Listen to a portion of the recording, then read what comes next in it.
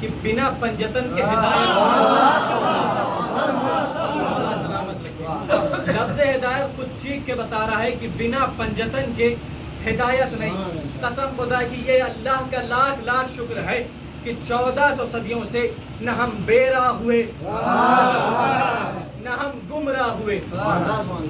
اس لیے بھی ہم بے راہ اور گمراہ نہ ہوئے کیونکہ ہمارا وارث ابھی غیب میں ہے. بے راہ اور گمراہ وہ قومیں ہوتی ہیں کہ جن کا وارث زندہ نہیں ہوتا، لیکن الحمدللہ ہمارا وارث آج بھی پردے غیب میں رہ کے ہماری نصرت کر رہا ہے، ہمارے اوپر اپنی نظر کو رکھے ہوئے ہے.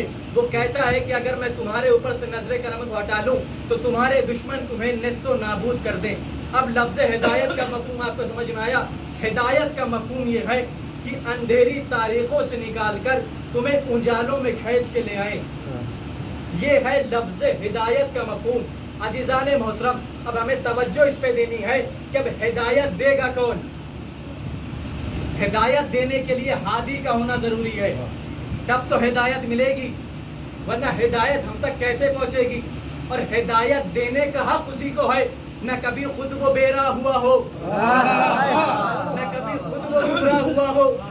تو کم سے کم ہم کسی ایسے کے پاس جائیں گے نہ کبھی خود بے راہ تھا نہ کبھی خود گمراہ تھا، تو ہم پہنچے اہل بیت کے در پر. ہم نے دیکھا کہ ایسی ایسی ہستیاں موجود تھیں جو اول سے آخر تک وہ تب بھی تھی جب آدم مٹی اور پانی کے درمیان تھے. ان کے سامنے زمین و آسمان خلق ہوئے. ہم نے ایسی ہستیوں سے ہدایت لی. اب یہ لفظ ہدایت کا مفہوم سمجھ میں آیا کہ اندھیری تاریخیوں سے نکال کر تمہیں اجالے میں لے کر آنا. اب ایک زمانہ تھا، ایک ملک تھا، ایک شہر میں ہم زندگی بسر کر رہے ہیں، لائٹ چلی گئی، اندھیرا آ گئے. اب ہم چاہیں کسی بند کمرے سے نکل کے جائیں تو کیسے جائیں گے؟ ہمیں کچھ نظر نہیں آ رہا، ساری طرف اندھیرا ہے. لیکن ابھی تو ہم دن میں ٹہل رہے تھے، ہمیں سب نظر آ رہا تھا.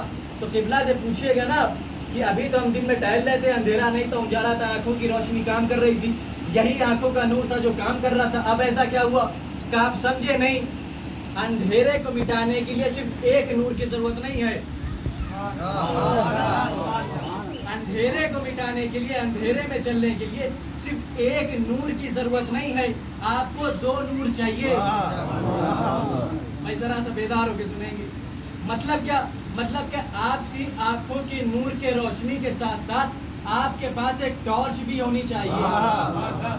سلامت رہیں. آپ کی آنکھوں کی نور کی روشنی کے ساتھ ساتھ آپ کے پاس ایک ٹارچ بھی ہونی چاہیے جو آپ کو کمرے سے صحیح سلامت نکال سکے. نہیں پہنچے آپ؟ جو آپ کو کمرے سے صحیح سلامت نکال سکے. عزیزان محترم، ہم بھی تو یہی کہہ رہے ہیں 1400 سال سے، ہم بھی تو یہی 1400 سال سے کہہ رہے ہیں، جب اس فانی دنیا میں ایک نور کے بجائے 2 نور سے ہمیں زندگی گزارنی ہے، تو آخرت کا سفر طے کرنے کے لیے فقط قرآن کیسے کافی ہے؟ حسبی اللہ کتاب کا جو نعرہ لگاتے ہیں ہمارے بھائی، حسبی اللہ کتاب، حسبی اللہ کتاب، فقط کتاب کافی ہے.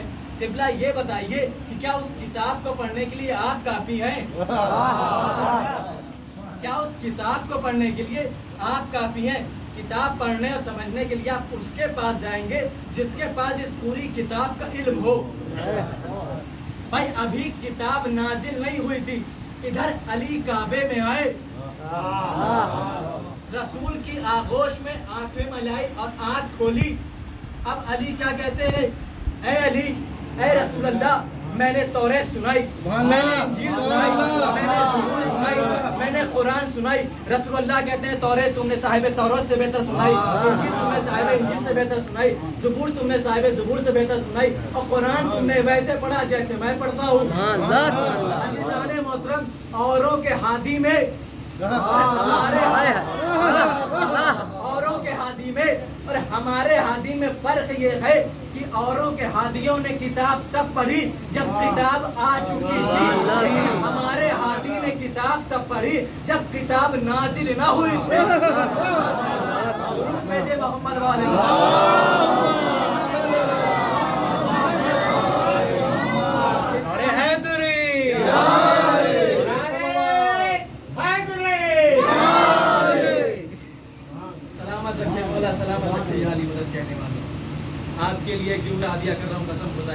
तक याद रखिएगा, दुआ में याद रखिएगा। कसम खुदा की पारा चिनार से लेकर और अल कायम तक किसी माँ ने एक ऐसे बेटे को जन्म नहीं दिया जो हमसे अली छीन ले। कसम खुदा की पारा चिनार से लेकर अल कायम तक किसी माँ ने ऐसा बेटा जन्म ही नहीं दिया जो हमसे अली छीन सके। कसम खुदा की जब कुरान पढ़ते हैं तो अक्ल साफ होती है, जब कुरान पढ़ते हैं तो अक्ल साफ होती है, जब वजू करते हैं तो चेहरा साफ होता है, जब अली अली करते हैं तो अक्ल साफ। नारे हैदरी, आवाज़ बुलंद नारे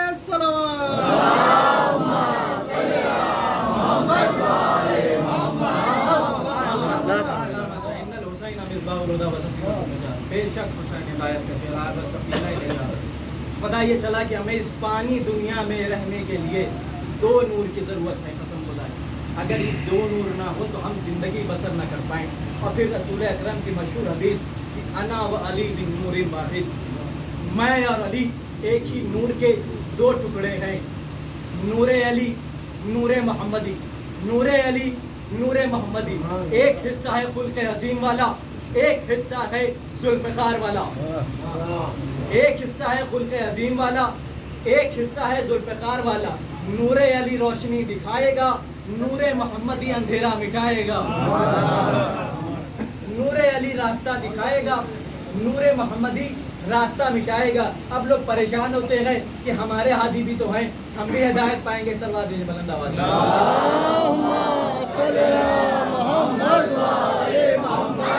कि हमें हादी भी हैं, हमारे पास भी हादी हैं, हम भी हिदायत पाएंगे, हम भी निजात पाएंगे।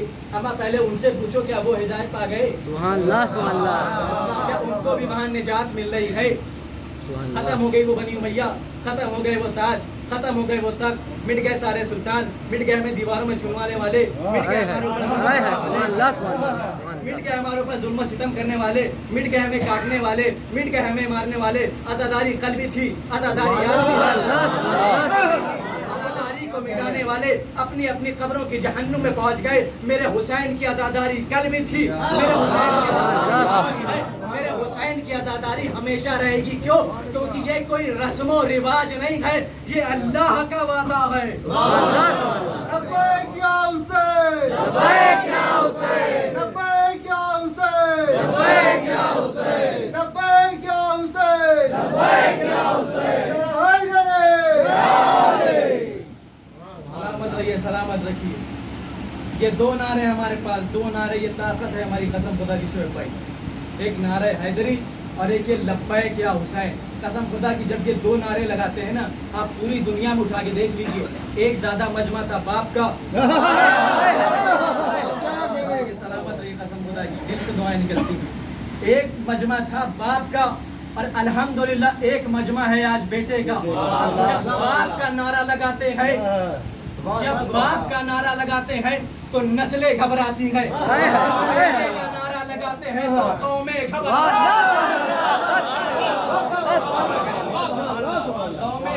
हैं। अल्हम्दुलिल्लाह 32 मिलियन आज अल्हम्दुलिल्लाह करबला पहुंचे। 32 मिलियन आज दुनिया परेशान है। ये क्यों जा रहे हैं? कौन है इतना इंतजाम करने वाला? कसम खुदा की कोई इंतजाम पे आप देखिए, कसम खुदा की किस तरह सबीलें लगी हैं। जो 3 दिन की भूख और प्यास में खुद खत्म हो गया हो, वो आज 80 किलोमीटर का दस्तरखान लगाए है। अरे कसम खुदा की बहुत बड़ा जुमला कहा है मैंने।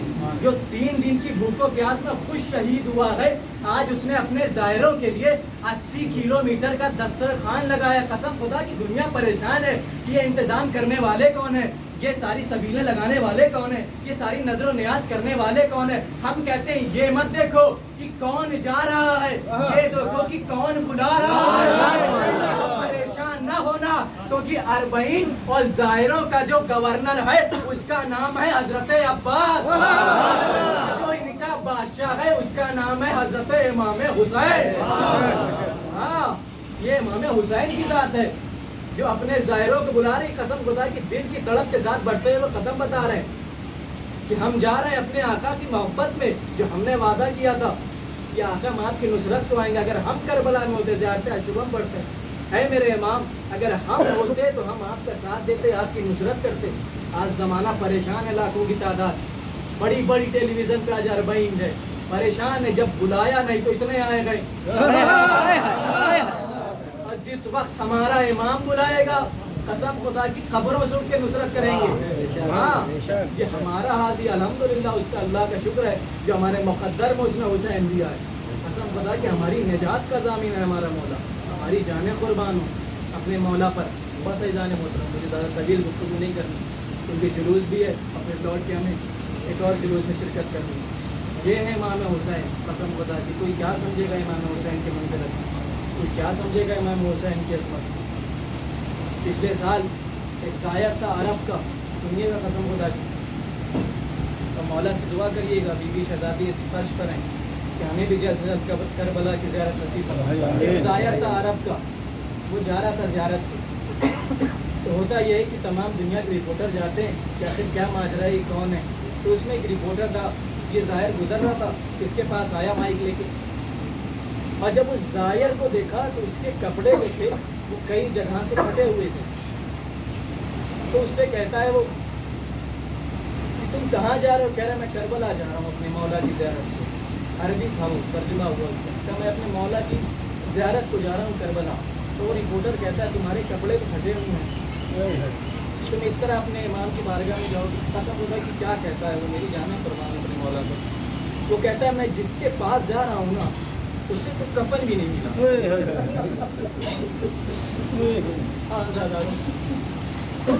آوازوں کو بلند کر کے روئیے گا، آوازوں کو بلند کر کے روئیے گا۔ میرا امام فرماتا ہے ایک شخص ان کے پاس بیٹھا رو رہا تھا، امام کہتے ہیں تو نے میرے جد پہ رونے کا حق ادا نہیں کیا، تو نے میرے جد پہ رونے کا حق نہیں ادا کیا رضوان بھائی۔ وہ کہتا ہے مولا یہ میرے رومال ہیں، یہ پورے بھیگے ہوئے۔ کہا نہیں ایسے رو جیسے میری دادی فاطمہ روتی ہے، میرے جد پہ ایسے گریا کرو جیسے میری دادی فاطمہ روتی ہے۔ ہاں زادارو جب آپ آتے ہیں اس فرش پہ نا تو ایک پہلو شکستہ بیوی آپ کو اپنی نظروں سے دیکھ کے آپ کے لیے دعائیں کرتی ہے کہ اے میرے لال کے عزادار، میرے لال پہ گریا کرنا، کیونکہ یہ جو تمہارے آنسو ہے نا یہ میرے لال حسین کے زخم کے مرہم ہے۔ عزاداروں اپنی آوازوں کو بلند کرنا۔ جب سید سجاد فرش پہ آتے ہیں نا قسم خدا کی تو یہاں نہیں بیٹھتے، جیسے ہی ذاکر مصائب پہ آتا ہے نا جہاں نالین اتارتے ہیں میرا امام وہاں جا کے بیٹھ جاتا ہے۔ جب ذاکر مصائب ختم کر کے وہاں جاتا ہے تو پوچھا اس نے امام کیا مجھ سے کوئی خطا ہو گئی، کیا مجھ سے کوئی جرم ہو گیا؟ کہتے ہیں نہیں تجھے پتہ نہیں ہے تو کس کا مصائب پڑھ رہا تھا، تو میرے بابا کا مصائب پڑھ رہا تھا نا۔ میں ان کو بتانا چاہتا ہوں کہ میرے بابا کے ذاکر کی عظمت کیا ہے، میرے بابا کے ذاکر کی اہمیت کیا ہے۔ تجھے نہیں پتا میرے بابا کے گلے پر جب شمر خنجر چلا رہا تھا تو اس کو آنے سے پہلے اس کے ہاتھ میں خنجر تھا اور پتھر تھا، شمر ملعون خنجر کو پتھر مار رہا تھا، کند کیے جا رہا تھا، پتھر مار رہا تھا، کند کیے جا رہا تھا۔ اب جیسے ہی امام حسین کے گلے پر اس نے خنجر پھیرنا شروع کیا، ایک نقاب پوش بیوی تھی، وہ بار بار اپنے مقام سے اٹھتی تھی، بار بار بیٹھتی تھی، بار بار اٹھتی تھی، قسم خدا کی 70 قدم سے ایک بہن ابن سعد کو آواز دے کے کہتی تھی اے ابن سعد تو کھڑا ہوا دیکھ رہا ہے، میرے ماں جایا کو مارا جا رہا ہے۔ ایک نقاب پوش بیوی بار بار اپنے ہاتھوں کو بڑھاتی تھی، بار بار اپنے ہاتھوں کو پیچھے لیتی تھی اور اس سے کہتی تھی اے شمر میرے لال کو مت مار، میں نے اسے چکیا پیس کے پالا ہے۔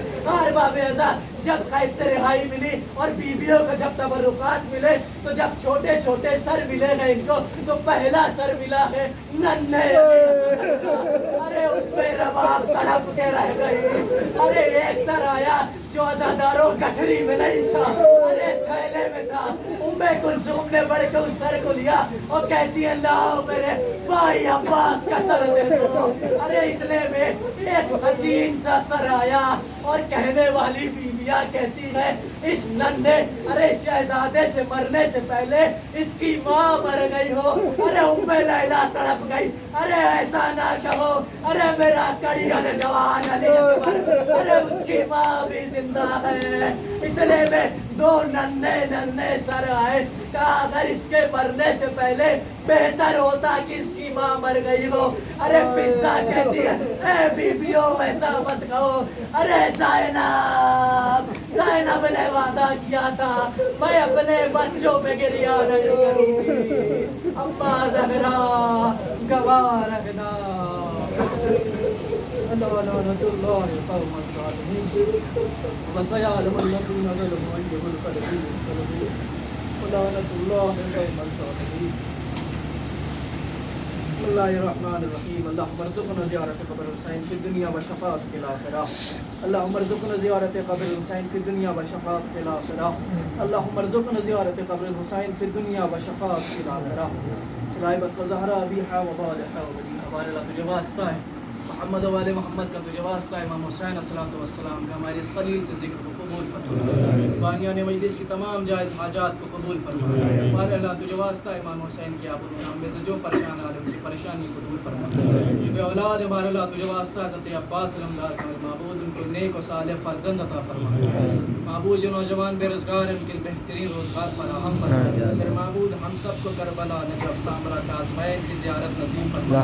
میرے معبود جلد سے جلد امام زمانہ کے ظہور میں تعجیل فرما. میرے معبود ہمیں توفیق دے کہ